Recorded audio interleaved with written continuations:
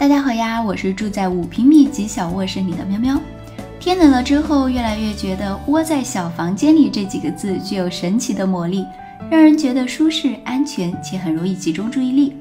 比如睡前看一些闲书。既然是睡前，这次呢，我就打算将阅读区布置到卧室里来。我的小房间有一个离地只有40厘米的窗洞，它的出现其实是因为砸墙的时候，爸爸不同意我砸一窗一门而做的折中方案。它现在的高度既是窗也能当门，还意外获得了如同画框一般的窗景。房门对我来说，除了搬家具时需要打开，日常也不太有什么功能了，所以今天的布局改造是要把门堵上，让房间变成一个狗洞子一样的盒子。房间的尺寸是226×245，将床倒腾出来，顺着更窄的这面墙摆放。3面靠墙是最省空间的摆法了，将所有的空白处都集中在床前最宽敞的地方。房间太小了，不得不将床拆开再弄，没2把力气真的当不起这个折腾啊！一块1.2×2米的绿色棋盘格地毯放在床前位置，前后也差不多。虽然绿色是夏天的颜色，但反正我的被套也是嘛，人总是避免不了被绿色吸引。这次的主角就是书架了，我要把它搬进来。书架的材质是樱桃木加不锈钢，又贵又重的，但可惜是放书已经不太够了。新书架还在找，这次不求好看，能装就行。每次搬书定会腰疼啊。即热饮水机也跟着一起搬了进来，办公桌那边呢可以用养生壶维持吃吃喝喝。后面可能会比较长时间窝在房间里，饮水机还是放这里更方便喝水些。竖着放的话，略有一些冒头，些许勉强，但不影响使用。话说后来横着放就好了嘛，多多尝试，总有更好的方案。最适合窝这个动作的男人沙发，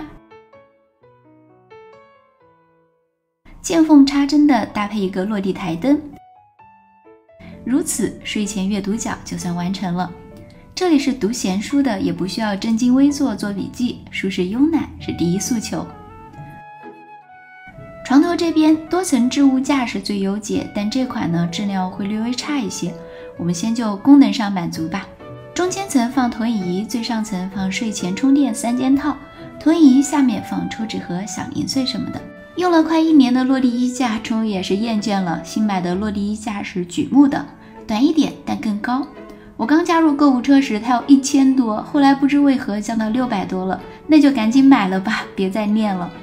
它没有滚轮，榉木材质呢还是有点重的，装满衣服后就很难一个人搬动了。衣架的宽80，深40，高180，高度呢是裤子也能挂的，顶上是有隔板的，这样还能放东西。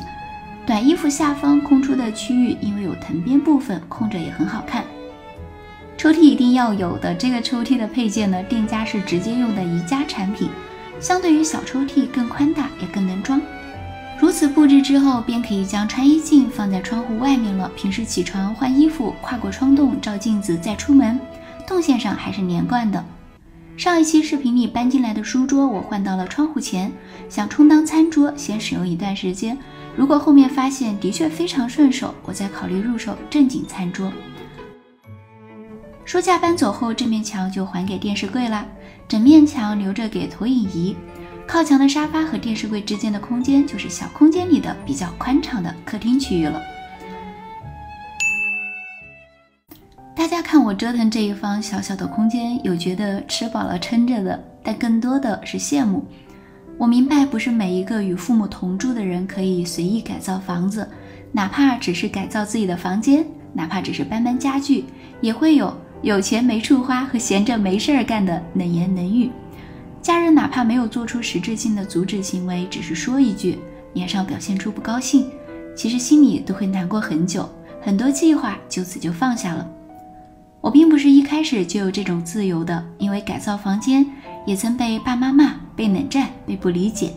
但请相信我，家人之间是没有什么不可以沟通的，一次不成多说几次，总说也没用，就先斩后奏。